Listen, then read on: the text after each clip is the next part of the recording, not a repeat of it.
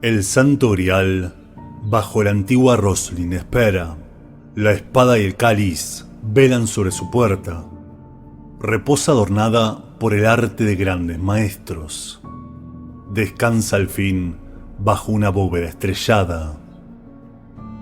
Espero que estén listos para conocer todos los secretos del Código Da Vinci.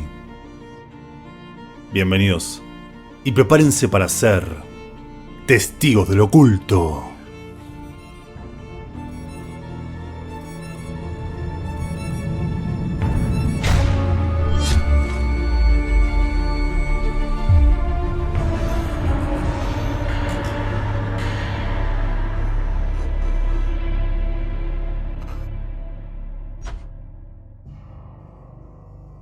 Hoy les mostraré el lado oculto del Código Da Vinci. Analizaremos los símbolos secretos que nos mostraron en la película, que son muy importantes y muy pocos notaron. Pero antes, necesito hacer algunas aclaraciones. Nos centraremos en la película y no en la novela, ya que es más accesible para todos y además, lógicamente, es donde podemos ver esos símbolos. No será un video cinéfilo. No nos centraremos en la trama ni en cuestiones técnicas, sino puramente esotérico, en lo simbólico y en esa trama secreta que es sorprendente. Y obviamente, no creo que haga falta decirlo, siendo una película del 2006, este video va a tener spoilers. Y si no la vio, le aconsejo hacerlo antes de ver este video. Sin más, comencemos refrescando un poco la memoria. El profesor en simbología, Robert Langdon, es involucrado en el homicidio del curador del Louvre, Jacques Sunnier, ya que este, en sus últimos momentos, decidió representar y marcarse en el cuerpo ciertos símbolos esotéricos.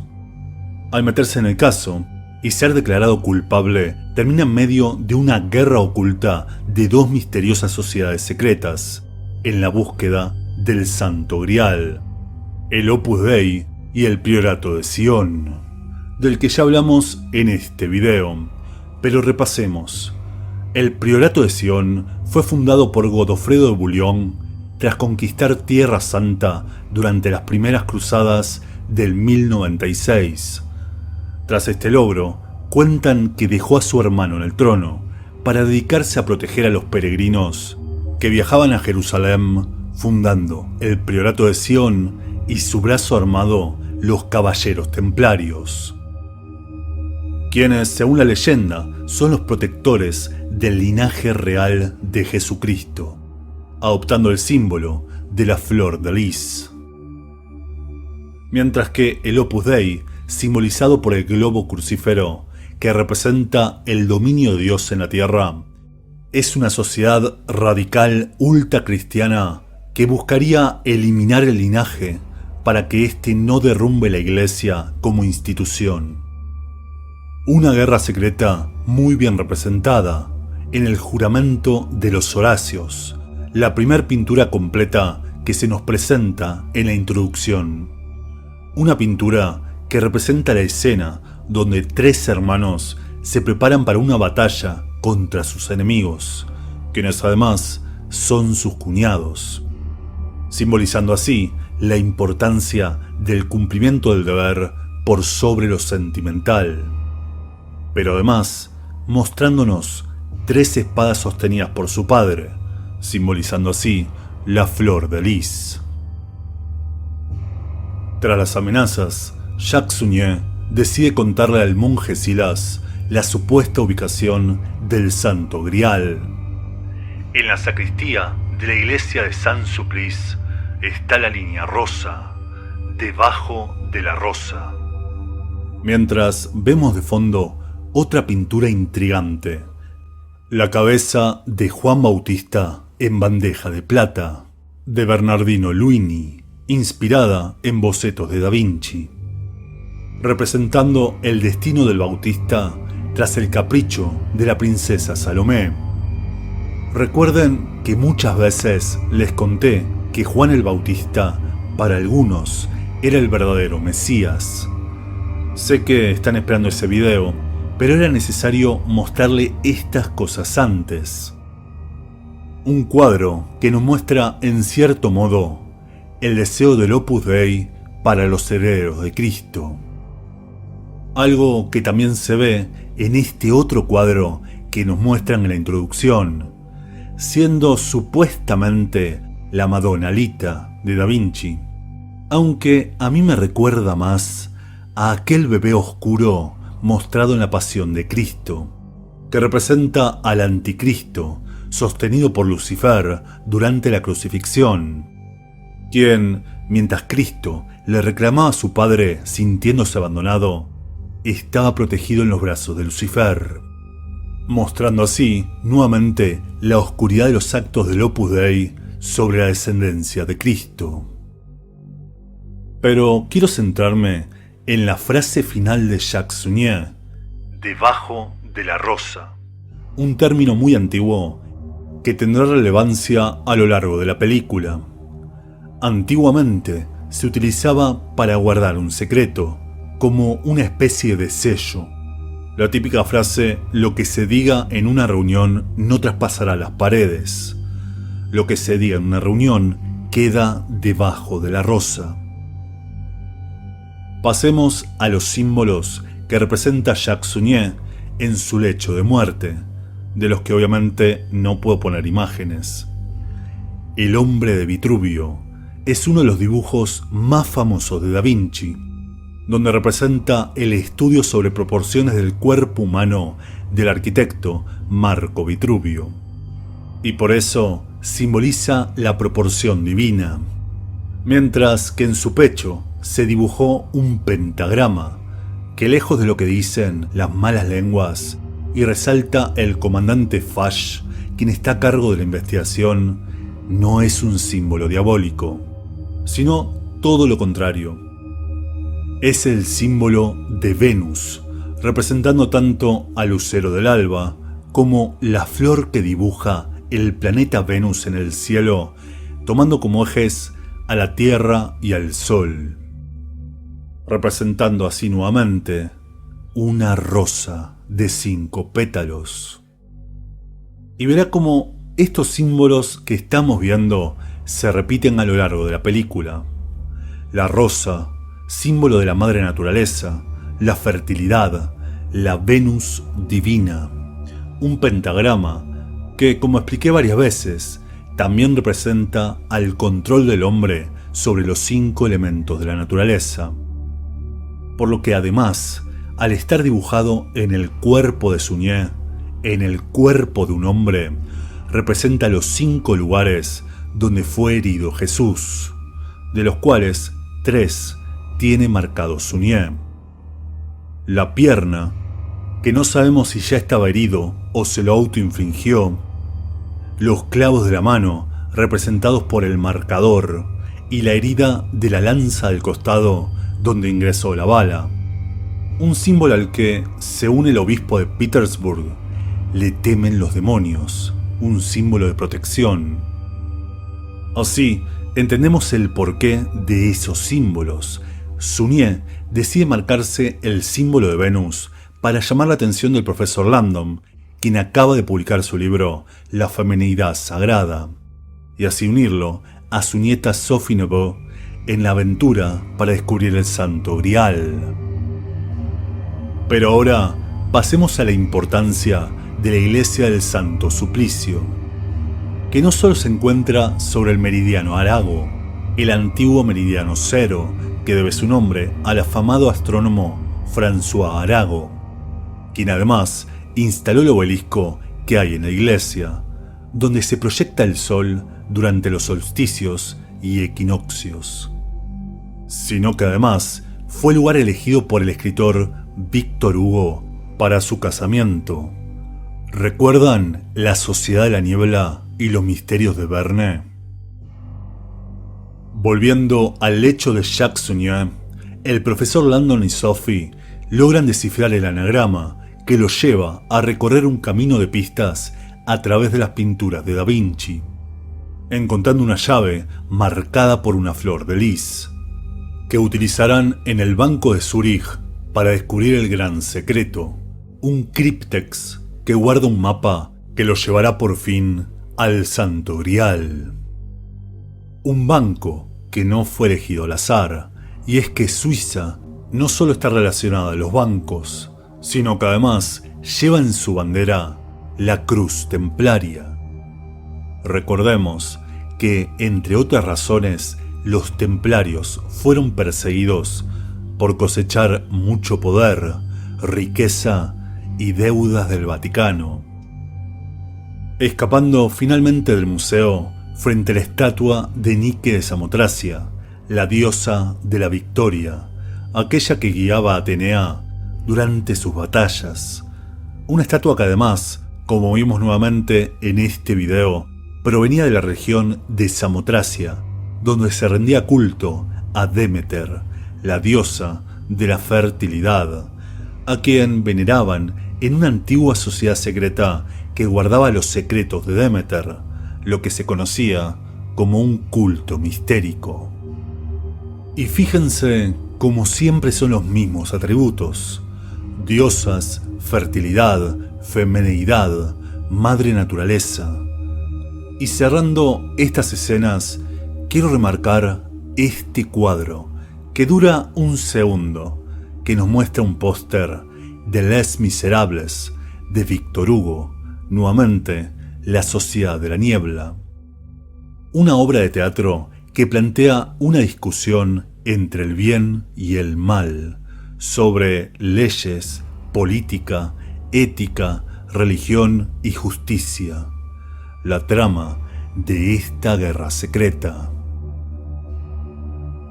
Pero ahora pasemos a la escena más cargada de peso simbólico. La reunión entre Landon, Sophie y el coleccionista de arte y entusiasta investigador del Priorato de Sion, Sir Lee Tibing, quien les explica la verdad detrás de la leyenda del Santo Grial, donde, además de analizar la última cena que ya analizamos a profundidad en este video, explica los símbolos del hombre y la mujer. El símbolo masculino, el triángulo, un falo, también conocido como espada, la virilidad y la agresividad. Y su opuesto, el símbolo femenino, el triángulo invertido, el cáliz o la copa, que en su unión hacen la estrella de David, el símbolo de la creación y del principio hermético de correspondencia. Como es arriba, es abajo. Pero también un símbolo sinónimo de la flor de lis, que guarda las figuras de la espada y el cáliz entrelazados. Un símbolo que representa una rosa, símbolo femenino por excelencia, representando amor, vida, creación, fertilidad, belleza como referencia a la naturaleza y virginidad, pero además secreto. Es la flor de Venus, y si es roja, representa la sangre, así como al sol, siendo símbolo de Apolo y de Jesús, el sol invicto. Representa la resurrección, así como los jardines de rosas, como aquel que vemos tenía Suñé, representan al paraíso. Sir Lee señala al Priorato de Sion como los guardianes del secreto del origen del poder de Dios sobre la tierra, los protectores de la descendencia de Jesús y María Magdalena, como vimos nuevamente en este video. Una María Magdalena que vemos en este cuadro que nos muestran en la introducción, llorando junto a la Virgen María. Ahora, ¿recuerdan aquella frase que dice Suñé? Debajo de la rosa. Miren este cuadro que nos muestran al principio. La Belle Ferronnière, una mujer con una flor roja en su tercer ojo. La película desde el comienzo nos presenta el Santo Grial, un cuadro que, pese a ser bastante desconocido, es quizá la obra más importante de Da Vinci, ya que esconde poderosos secretos. Pero eso lo analizaremos en el próximo video. El Santo Grial, que como bien explican en la película, etimológicamente desciende del inglés medieval sangreal, sangre real, explicándonos cómo durante la crucifixión María Magdalena escapa embarazada a Francia, donde en Marsella tiene a su hija Sara, la Virgen Negra, o mejor dicho, Virgen Oculta. Marsella, donde según el libro nace el monje Silas. En la película, durante la descripción de Lee, cometen un error, afirmando que durante el Concilio de Nicea, la Iglesia Católica conforma la Biblia, eligiendo qué evangelios eran aceptados y cuáles apócrifos. En realidad, eso se acuerda en el Concilio de Hipona, unos 68 años después, pero durante este periodo sí se logran cosas interesantes.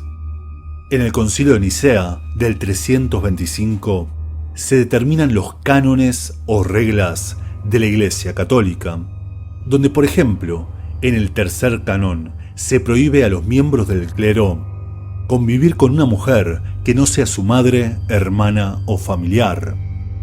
Luego, en el Sínodo de la Odisea del 363, en su quinto tratado, se prohíbe a las mujeres desempeñar funciones sacerdotales, para finalmente, en el Concilio de Hipona, conformar el Nuevo Testamento. ¿Y por qué esto es importante?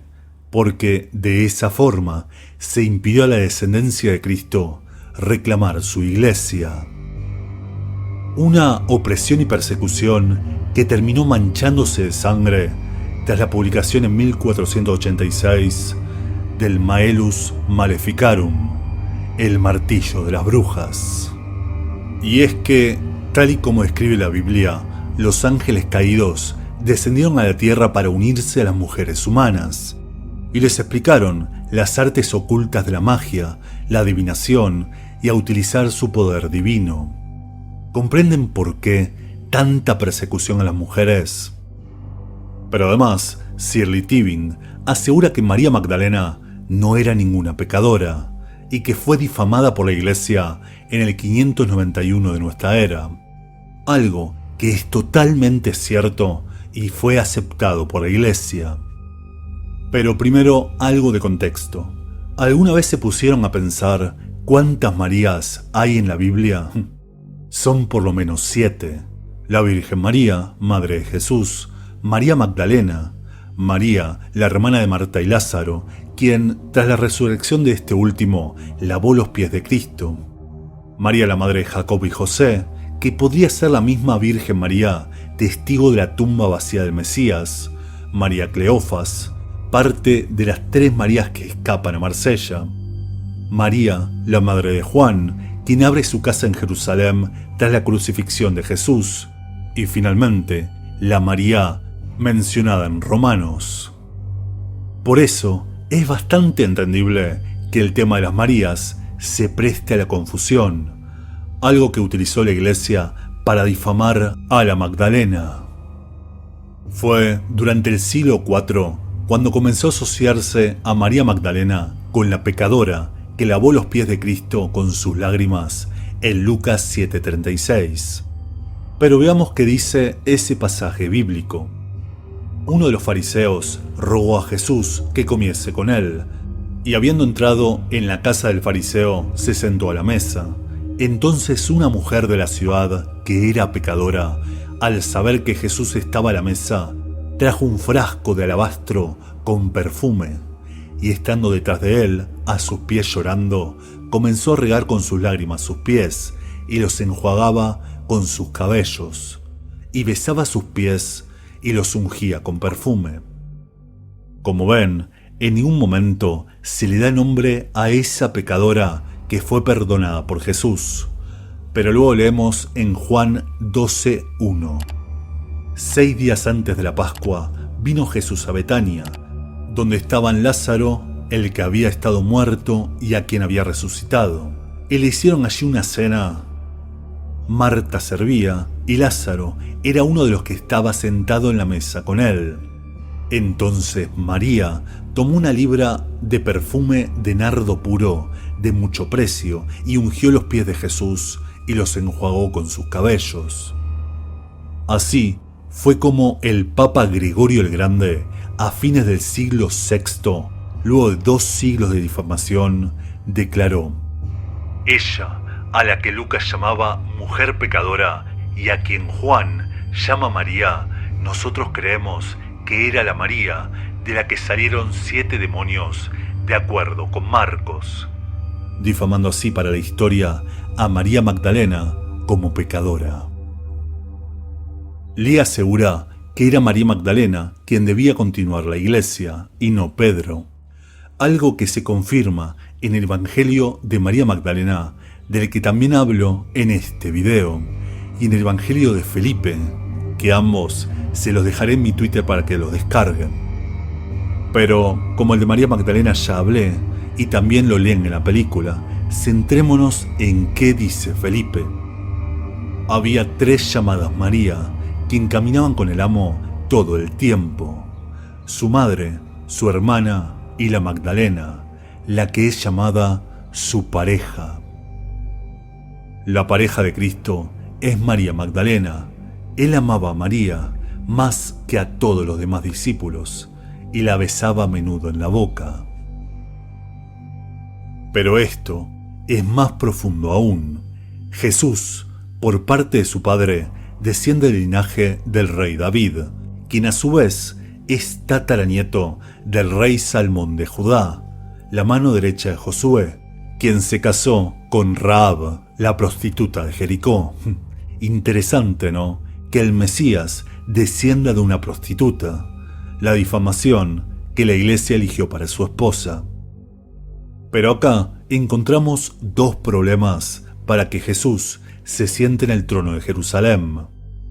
Jesús, al no ser hijo biológico de José, no pertenece al linaje por sangre de la familia de David, quien además recibió el trono de Israel luego de la muerte de Saúl, el rey legítimo de Israel, tras su derrota contra los filisteos.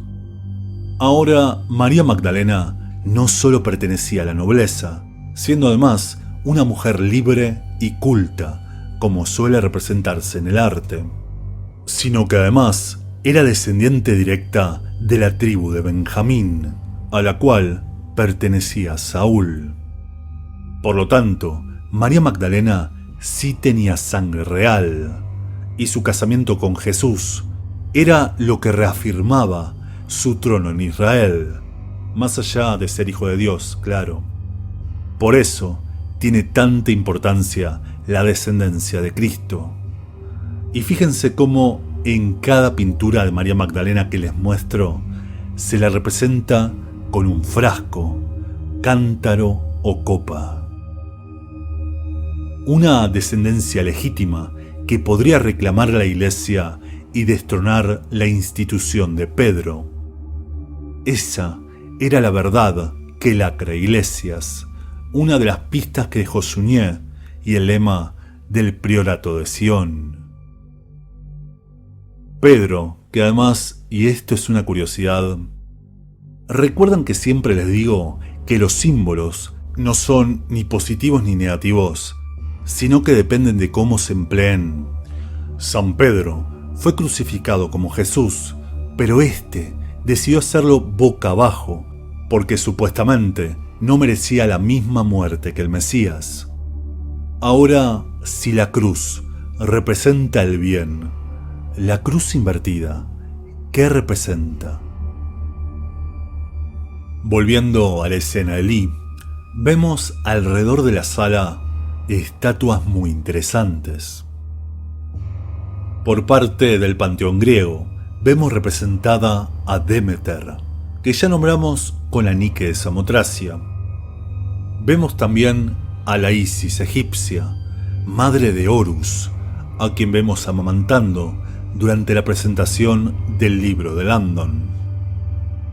Vemos también a la diosa cartaginesa Tanit, una diosa que representa la luna, el sexo, la fertilidad y la guerra, uniendo así atributos de Atena, que también vemos representada en la película, Artemisa, la diosa de la luna, y Afrodita, la Venus sagrada del pentagrama, una diosa Tanit, que era representada junto a una luna en creciente y la flor de la vida, nuevamente la rosa, la flor de lis.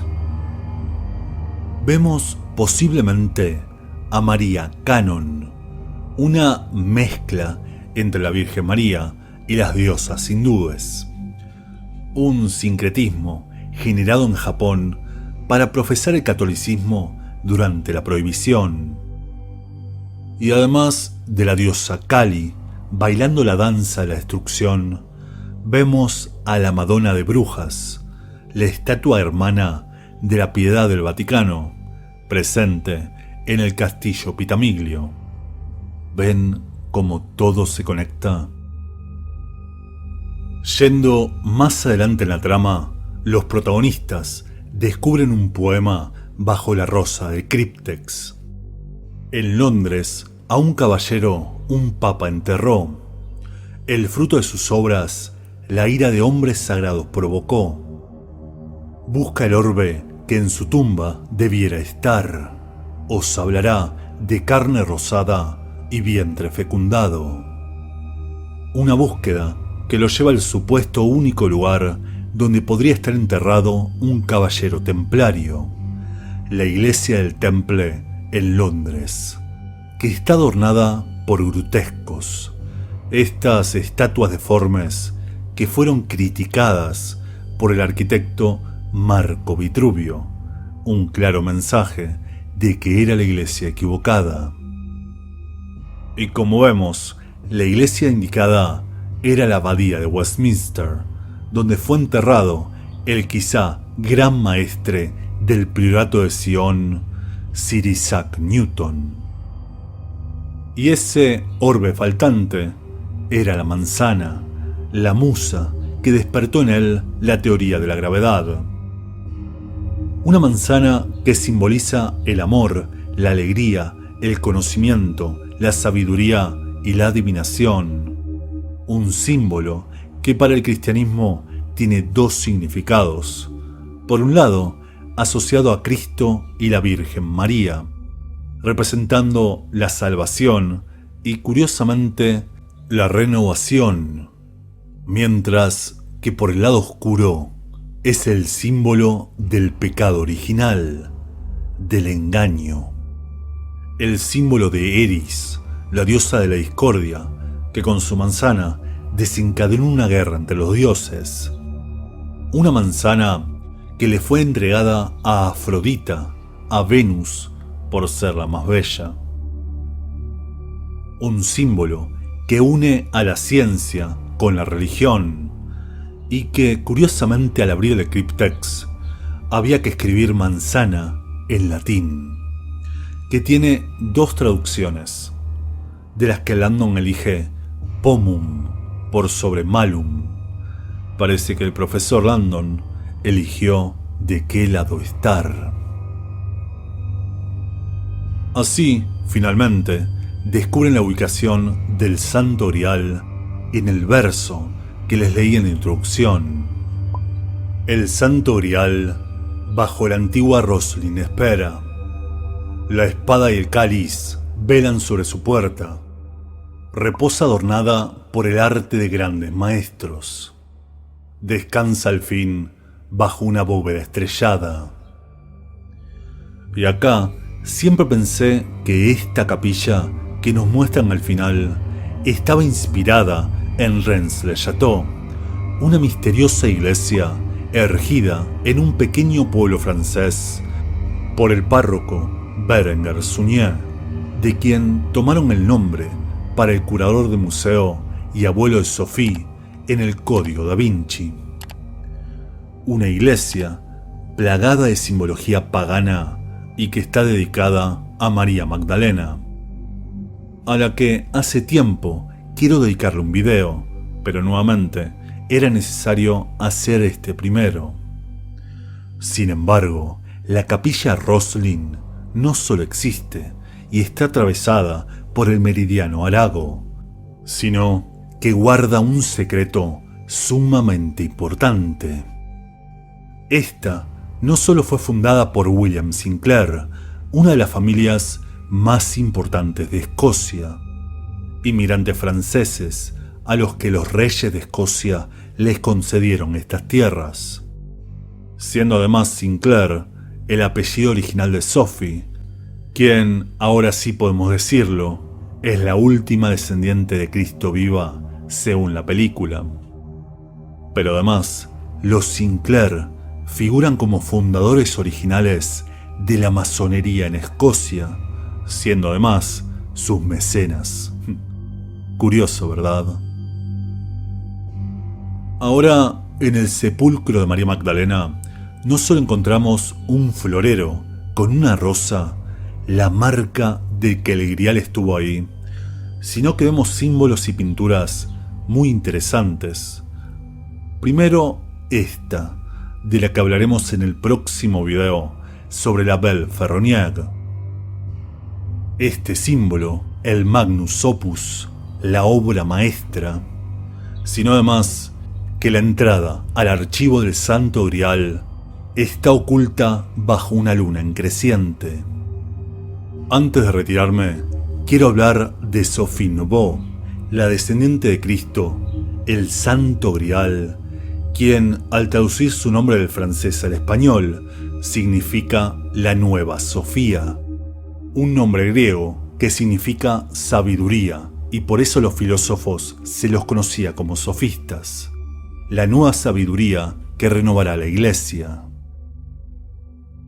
Finalmente, el profesor Landon descubre que el Santo Grial, el sarcófago de María Magdalena, se encuentra donde comenzó su viaje, en el Museo del Louvre, al que el comandante Foch sentenció diciendo que la pirámide era una cicatriz en el rostro de París. Algo entendible, ya que él era un hombre del Opus Dei, y la pirámide un símbolo pagano. Y además está la leyenda que cuenta que está formada por 666 cristales en forma de triángulo. Puede que todo esto solo sea una leyenda, pero vivimos en un mundo donde gente muy poderosa cree que esto es real. Muchas gracias por su atención y nos vemos en el siguiente.